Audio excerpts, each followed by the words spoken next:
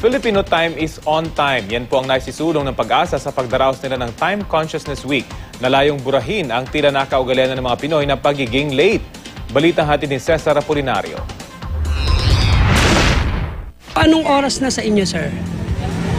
Alas 4:40. 4:35 po. 4:35. Saan yan nakabase?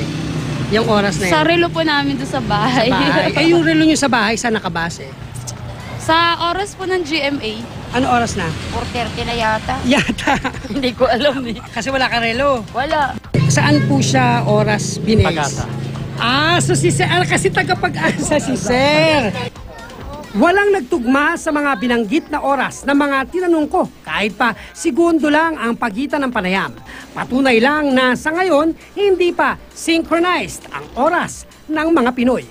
Ayon mismo sa Pag-asa, napaka-importante na pare-pareho ang orasan na ginagamit nating mga Pilipino.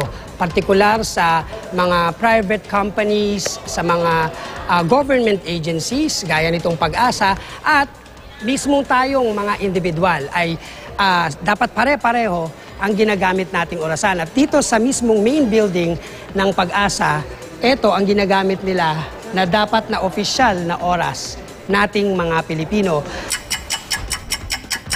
Ito yung ginagamit na orasan sa Pag-asa o Philippine Standard Time, 4:39. Alas 4. Ba't sobrang delayed yan? 4:35 na. Siguro. Sira. Tingin nga. Sira. Filipino time is on time ang naisipakalat ng Pag-asa sa kanilang Time Consciousness Week. Magkakagulo-gulo kung wala tayong pagbabasihan ng time. Pero kahit walang suot na relo ang mga nasa umpukang ito, may kanya-kanya silang interpretasyon tungkol sa kasabihang time is gold. Kapag na-late ka, ano nangyayari sa trabaho mo? Bawas talaga, bawas. May kaltas. Pagka naiwanan mo ang gusto mong gawin, di mo na kayang balikan yung gusto mong gawin eh. Kaya kung anong gagawin mo, isusulit mo na yung oras na para doon. Walang rewind sa buhay. Payroll o pasweldo naman sa pinagtatrabahuan ni Reynan ang pakay sa bangkong ito sa Quezon City. 3:55 p.m. siya dumating. 4 p.m. ang sarado ng bangko. In the nick of time, ika nga. Bali, huli na po nung naibigay sa amin po. So hindi mo rin kasalanan. Okay. Buti nahabol mo. Dapat dyan may bonus ka. Pero kung si Mang Cyrus na gumagawa ng relo ang tatanungin, aminadong importante ang synchronized na oras. Yun nga lang. Gusto niya na mag-advance, wala tayong magawa niyan.